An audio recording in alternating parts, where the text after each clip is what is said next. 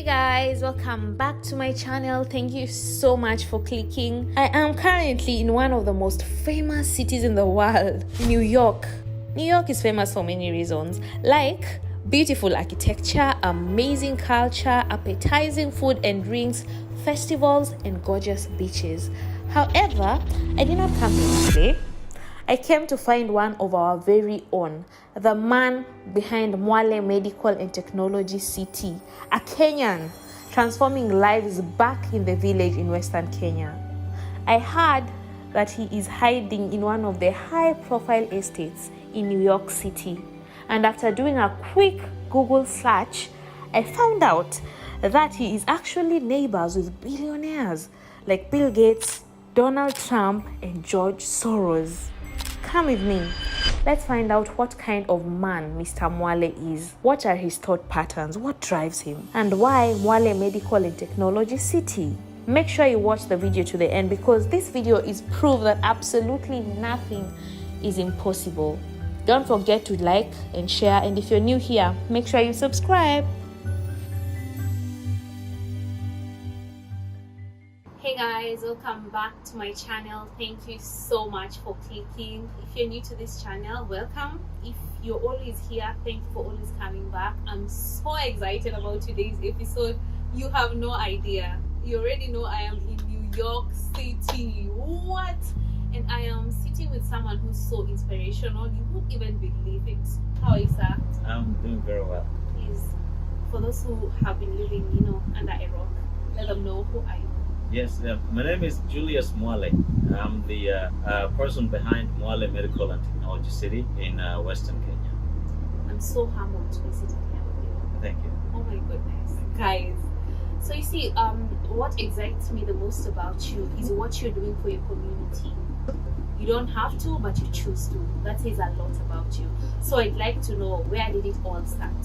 Who is Julius? Yes, I grew up in the village in Western Kenya, in Lunza area of Butere, in Kakamega sub-county. And I went to primary school there, went to high school there in Kumu in Kakamega. And then I did a college when I joined the Air Force in the military in Kenya. And then I ended up in the US in 2001. So I've been in America for about 20 years. And in America, I founded a technology company that invented biometrics that was used online, and from there I created enough wealth from biometrics that I did research for the city, Mwale Medical and Technology City. I spent about $4 million from 2007 to 2012 doing research, and then after that I started building the city. So it's a $2 billion city. It's about 95% complete today.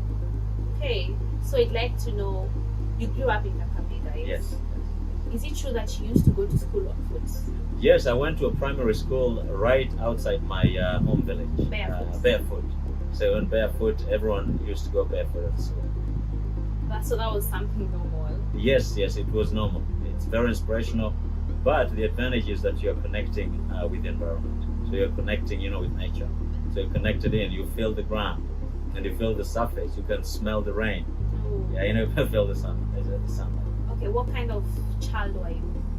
Yeah, I was a playful child. I was involved in all activities. I was the top in sports. I did soccer. I was a goalkeeper, a captain of the team. I was in PE, gymnastics. I was a captain, for the team. I played a lot, but I also did well in school. School was very important. Okay, so back then, what was your vision for your life? My vision was, change. How can we impact change? I grew up, I was born, by the way, in 1976. So I'm 45 years old. When I was growing up, Kenya was going through change. And, we had a lot of problems, with development, within the area. So we wanted to make sure that, we had development, we had roads that came into our area, we had electricity. We were able to go to good schools, and then we were able to pay fees for schools for the kids. So my vision was how could I change the lives of these people? How can we transform lives of our villages so that we are living well and we are able to support each other and be successful as a community, not only one person. My vision was how many of these people can we be able to transform their lives, move them out of poverty. and then have them successful. Okay, so you were in the army. Yes, in the Air Force. Yes. Well, that's crazy. Yes. How did that align with your goal? Yes, my goal was transforming the community. So, the path that I took, when I went to college, I wanted to do engineering. The best place to do it, I did telecommunication, was in the military and Air Force in Kenya. And so I knew by getting that, I can compete with any other person in the world. Yes, being a dentist is good, being a doctor is good, but I knew being a doctor in Kenya will limit me to only the environment, the diseases in Kenya, and most of the problems people face in the community. But being an engineer, I'll be global. I'll be able to access, resources globally, and I used it as a conduit that will be able to enable me to become successful into my life. Okay. So you haven't had it easy. You came to the US. Yes. And you're living in a homeless shelter. Yes. So when I came to the US initially, because I was in the military in Kenya, I came to the US. It was an asylum because I had issues with my technology that I was working at the time. I ended up in the homeless shelter in New York City. I lived there for a year. 9/11 happened. September 11 happened when I was in New York City in a shelter looking for political asylum because, without paperwork or documents, you couldn't be able to do anything. So when I was in a shelter for a year, I left. 9/11 happened. I came up with an idea to be able to protect the financial system in New York. Before you tell us about that idea, sorry for cutting you short. Yes. It wasn't easy being in the shelter. Yes. It's like a movie. It's like your movie. Yes. So your laptop was stolen Yes. when you were at the shelter. Yes. And you lost research. Yeah. Years of Exactly. research. Exactly. So I was working on. New York City is. It's a very different culture compared to the culture I grew up with in Kenya. So I had lived in Nairobi a little bit when I was in the military and in college, but I came to New York, and the culture was very different. So when you get in a homeless shelter, it's halfway home for people coming out of jail, and so you're meeting people that are not the mainstream people in society. But the focus was I was working on this technology, and I was like, how can I get it out? And so the environment wasn't that important for me, although the culture shock was very, very big, because the way you talk to people, the way you basically the foods that you eat, the weather, the climate is very different, because you had like winters that have shorter days. So you had 6 to 7 hours of sunshine in the winter. And then you had longer summers that have 16 to 18 hours, when the sun is outside. So it's a very different kind of culture. So during the summer, for example, I'll find myself out at 5 o'clock in the morning, and there was sun, and I didn't see anyone else outside. So I thought, oh my God, these people are a little bit lazy in this country. They don't wake up when the sun is up, and all that. So it's a culture shock, very, very big, in Kenya. What kept you going, What kept me going was the vision. So vision is that how many people can I transform lives? I had that vision, nothing could stop it in my life. Yeah, so I was focused. I was like, I'm going to be able to change my community. No matter what, I'm going to be able to change community. So the technology, as I was talking about, the biometric technology that I came up with, gave me the best path to be able to build the networks and resources to achieve that vision. You're genius, aren't you? Thank you. That's incredible. Thank you. It's very inspiring for, people, I guess, back home in Kenya and anyone in Africa to see that a black man can come up with such a technology. I feel so inspired, Thank you. It shows that just nothing is impossible. Yes, we have good education in Kenya. Mm-hmm. And everyone growing up, all you need is a vision. A vision is everything. I'm a man of faith. I have very strong faith, but I have a vision. A vision because we are all here temporarily. So we're going to be here for a short period of time. And then we have to be judged by what we do with our lives. But I want to be judged by how many people I'm able to transform their lives. How many people I'll move out of poverty. That's what I want to be judged with. That's incredible. So now you've come up with this amazing technology. Where do you go from there? So with the technology, I went very, very interesting story. So I raised money. My idea was going out there in America. I spoke with a different accent. I am in New York. It's not a technology city like California in Silicon Valley. And so people are not used to supporting, startups. So my company and me, as my team included, we were the first people in New York to start a technology area, technology hub, outside of big corporations like IBM that already had established themselves, in New York City. And so we started, by raising money, and I was able to raise about $2 million, which was at the time 200 million Kenyan shillings. I hired teams of engineers. I brought in people from India. I got space, in Midtown Manhattan next to Empire State Building that you just saw. So you mean at this point you are not like, oh, I made it in life, that's it for me, let me go and enjoy my money? That was it? Yeah, it wasn't, because the vision is what will get me to basically make it in life. So if I achieve my vision, if I move millions of people out of poverty, then I'll have achieved my vision. I'll see myself as successful. But before that, I have the energy to keep going. So I keep going until I'm able to achieve that vision. Yeah, so I raised the money, put up the company, about 60 workers initially in 2003, and then I was able to basically move and get clients, some of the biggest clients in America, like Bank of New York, JP Morgan Chase, became the first clients to try my biometric technology, which was used to secure online banking transactions.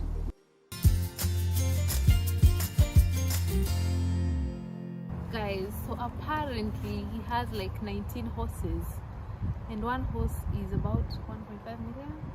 Did I hear you right? Mm-hmm. What? Are you serious? This is crazy. Like million Kenyan shillings. Yes. Why did they believe in you? What was unique about you? Yeah, it was the passion that I had for the vision. So I had passion of what I was doing. At the time, I was one of the first people to be able to invent web-based or online-based biometric systems.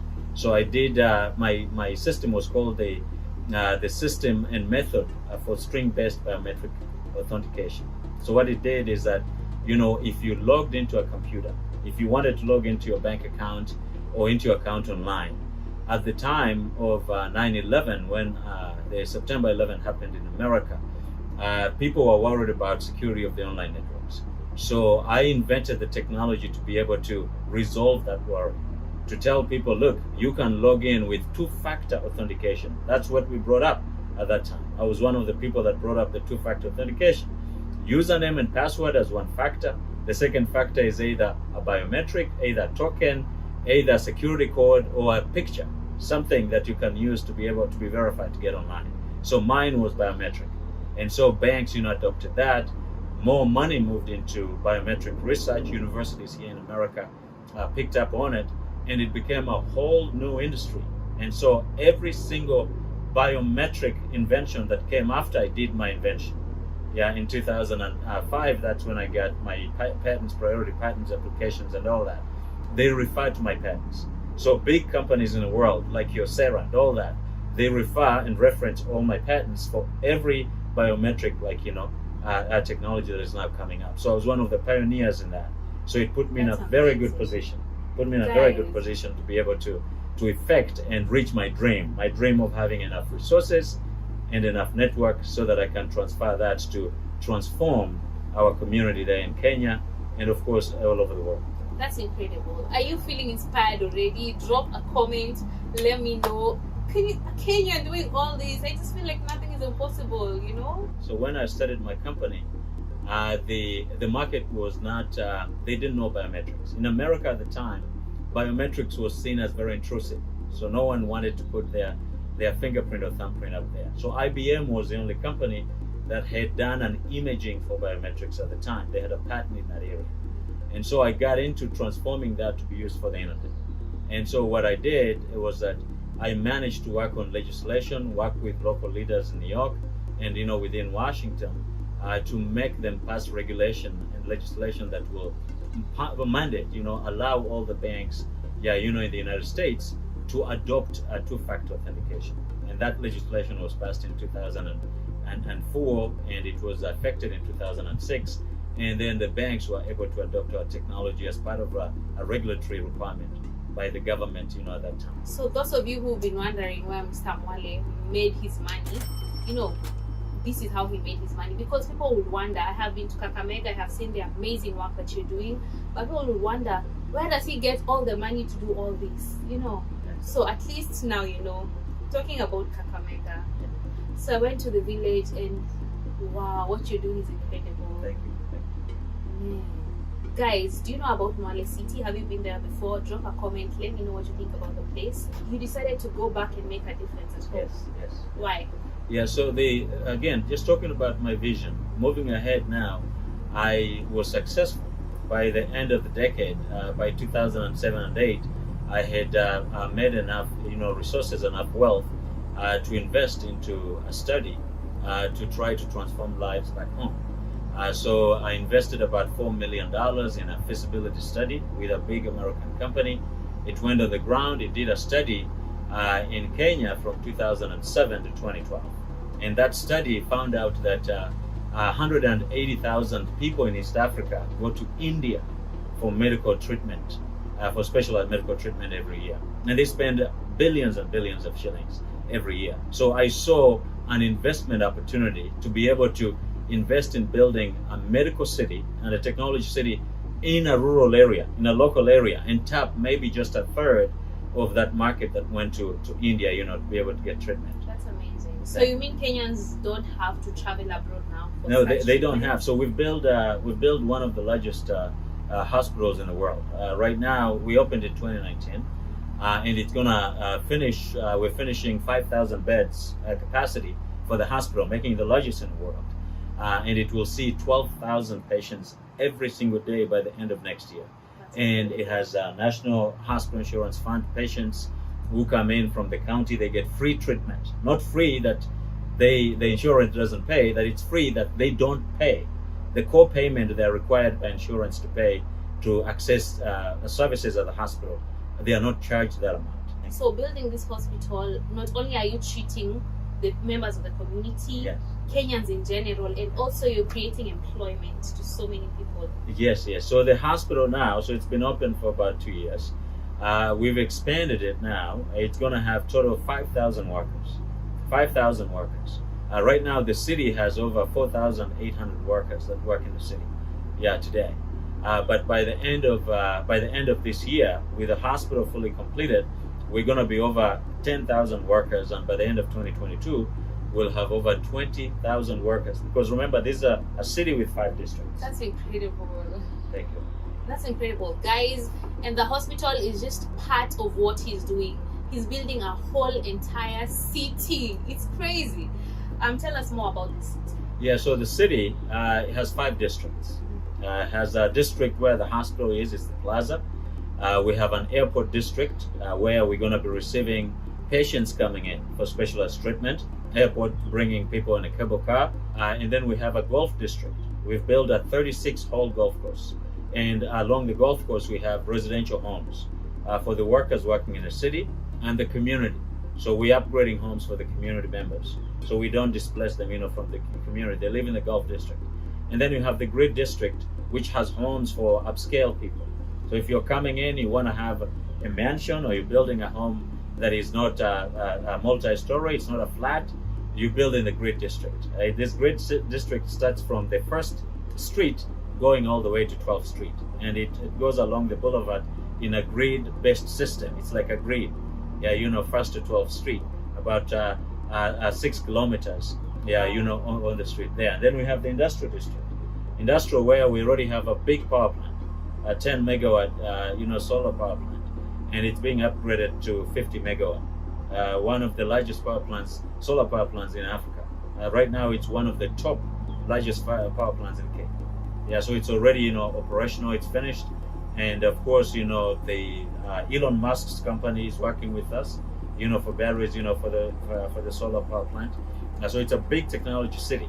That. And then the last district, the main district so it's a grid, it is industrial, it's an airport, it's a golf, and then it's the Plaza district. So the Plaza district, it's the last one where you have this hospital, you have the mall, you have the residential homes, about 100,000 square feet of residential homes, and then of course you have these other additional areas of the golf club, and then the psychotherapy area, physiotherapy area that are used for the hospital.